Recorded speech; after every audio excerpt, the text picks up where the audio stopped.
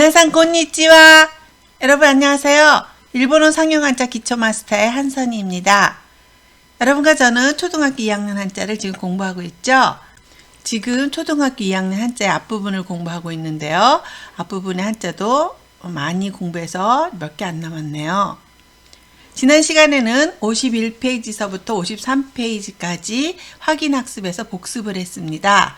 오늘은 54페이지에 말씀어, 가르칠교, 집실에 대해서 공부하겠는데요. 50강에 해당이 됩니다. 첫 번째 한자는요, 말씀원입니다. 총 7회이고요. N4의 레벨입니다. 쓰는 순서를 보겠습니다. 하나, 둘, 셋, 넷, 다섯, 여섯, 일곱. 말씀원자는 말씀이나 말이라는 뜻을 가진 글자입니다. 상형문을 보면 입구자 위로 나팔과 같은 모양이 그려져 있습니다. 이것은 말소리가 퍼져나가는 모습을 표현한 것인데요. 언자는 이렇게 입에서 소리가 퍼져나가는 모습을 그린 것으로 부수로 쓰일 때는 말하다와 관련된 뜻을 전달하고 있습니다. 음독은 갱 또는 공이라고 읽습니다. 네, 언어는 갱고라고 읽고요. 방언은 호갱, 옆에 지금 그림에 각 방언이 나타나 있는데요. 지방마다 다른 말 사투리를 방언이라고 하죠. 호갱이라고 합니다. 그리고 유언을 유이공, 이럴 때는 공으로 읽으니까 조심하시기 바랍니다. 혼독으로 읽을 때는 이유 또는 고또라고 읽을 때도 있습니다. 말하다를 이유라 그러고요. 변명을 이유하게라고 합니다. 그리고 고또바, 합해서 고또바라고 읽는데 말, 언어라고 합니다. 말씀언의 단어와 예문입니다. 언어, 言語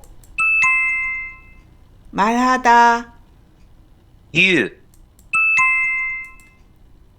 일본에는 사투리가 많이 있습니다. 日本には方言がたくさんあります。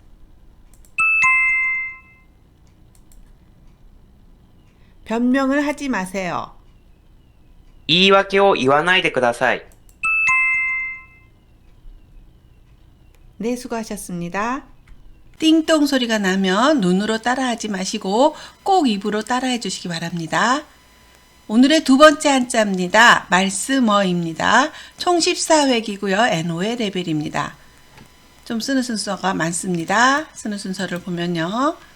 하나, 둘, 셋, 넷, 다섯, 여섯, 일곱, 여덟, 아홉, 밑으로 먼저 내려옵니다. 열, 열하나, 열둘, 열세, 열네. 어자는 말씀이나 말하다 라는 뜻을 가진 글자입니다. 여기 보시면요. 말씀 언자 옆에 나 오자가 결합한 모습인데요. 이 오자는 나라는 뜻을 가진 글자입니다. 자신을 가리키는 말이죠. 이렇게 나를 뜻하는 오자에 언자가 결합한 어자는 나의 말이라는 뜻으로 해석이 됩니다. 그래서 지금은 자신이 하는 말을 뜻하고 있습니다. 음독은요, 고라고 있습니다. 고. 그래서 어휘를 고이라고 하고요. 어학을 고가끄, 그리고 니혼고, 여러분 잘 알고 계시는 일본어를 니혼고라고 합니다. 훈독은 가따르 또는 가따라우라고 읽을 때도 있는데요. 대부분은 가따루라고 읽습니다. 그래서 가따루라고 하면 말하다, 이야기하다 라고 하고요. 모노가따리라고 해서 이야기, 소설. 그래서 주로 예전에 고전을 모노가따리라고 하는데요. 여기 보면 아주 일본의 유명한 겐지 모노가따리라는 소설의 표지입니다. 원시물어인데요. 원시를 중심으로 한 고전인데요. 일본인들에게 인기가 많아서 영화나 만화, 애니메이션으로 제작되는 아주 유명한 고전입니다. 말씀어의 단어와 예문입니다. 어휘, 語彙 말하다, 이야기하다. 語る、 어려운 어휘는 외우지 않아도 됩니다. 難しい語彙は覚えなくてもいいです。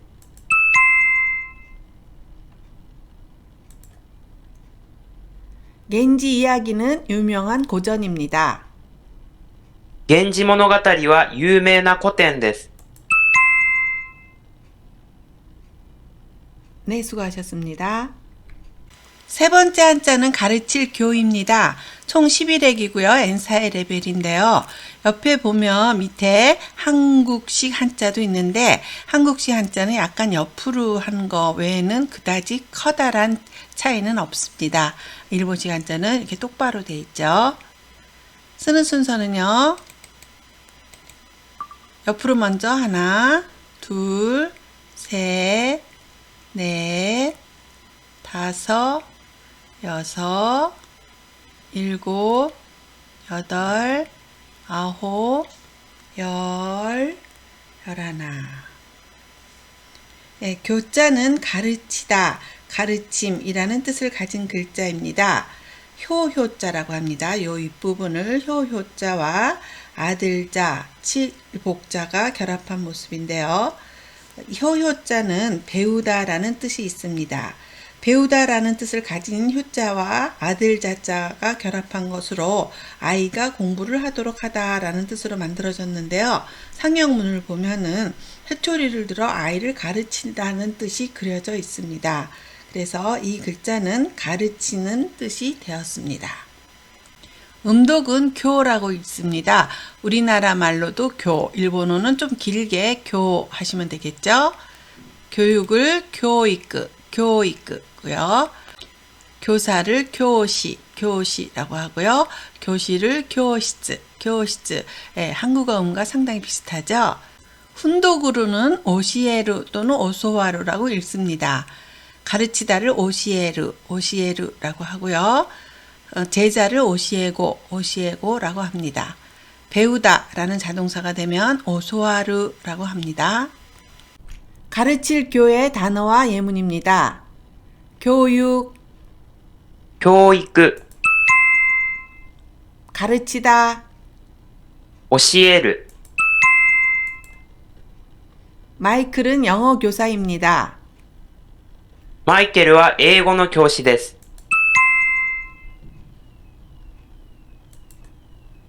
바바 선생님에게 일본어를 배웠습니다.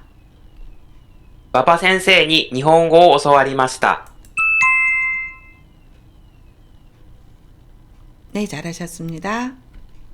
선생님, 여기 바바 선생님의 성함이 나오는데요. 바바 선생님이 실제 인물이시잖아요. 선생님, 잠깐 설명 좀 해주시겠어요?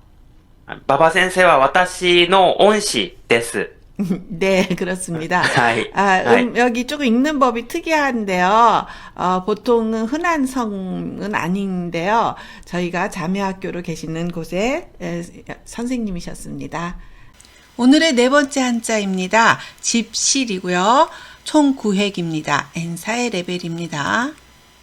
쓰는 순서는요. 위에서부터 하나, 둘, 셋, 넷, 다섯, 여섯, 일곱, 여덟, 아홉. 실자는 집이나 거실이라는 뜻을 가진 글자입니다. 실자는 여기 보시면 집 면자와 이를 지자가 결합한 모습인데요. 이를 지자는 화살이 날아와 땅에 박혀 있는 모습을 그린 것으로 이르다라는 뜻을 갖고 있고요. 실내에 당도했다라는 뜻입니다. 중국에서는 사랑채를 집당이라 하고요. 안쪽에 있는 방을 이 집실자를 써서 표시했다고 합니다. 그래서 당자라는 글자는 주로 손님을 접대하는 장소를 말했고 이 집실자는 집주인이 잠을 자는 곳을 뜻했다고 합니다. 그래서 실자는 집이라는 뜻을 갖게 되었습니다. 음독은요. 시츠, 우리나라 말은 실인데 일본어는 시츠, 음독이 상당히 비슷하죠. 실내를 시츠나이라고 합니다. 교실을 교시츠, 교시츠. 옆에 도서실이 보이는데요. 도쇼시츠, 도서관 할 때는 도서관이고요. 도서시츠 할 때는 도서실입니다. 훈독으로는 무로라고 읽습니다. 무로라고 읽는 글자는 그렇게 많지는 않은데요. 일본의 중세시대 1336년부터 1573년도에 문화가 굉장히 융성했던 시대가 있는데요. 그때를 이런 글자를 써서 무로마찌지다이라고 합니다. 일본 역사 공부할 때 나오죠. 무로마찌지다이라고 하는 것 알아두시기 바랍니다. 집실의 단어와 예문입니다. 실내, 室内、 무로마찌 시대, 室町時代、 도서실에서 공부합니다.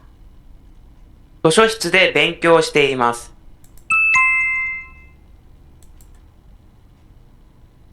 가마쿠라 시대의 다음은 무로마찌 시대입니다. 鎌倉時代の次は室町時代です。 네, 잘하셨습니다. 네, 오늘도 4개 한자를 배웠습니다. 평소에 언어교실에서 많이 보는 한자인데요. 말씀언입니다. 말씀언. 언어는 갱고, 말하다는 이유라고 하고요.